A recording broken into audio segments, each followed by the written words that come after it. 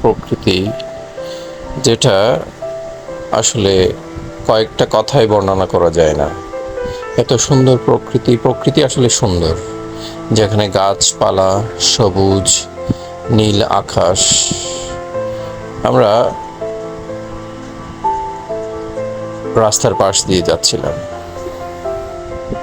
গাড়ি চলছে, সবুজময় চারিদিকে, এবং মাতামুহুরী ব্রিজ পার হচ্ছি।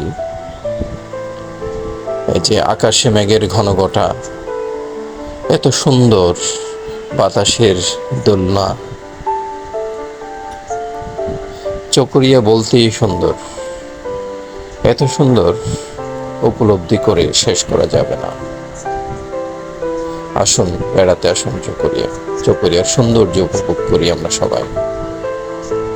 ধন্যবাদ সাথে থাকার জন্য।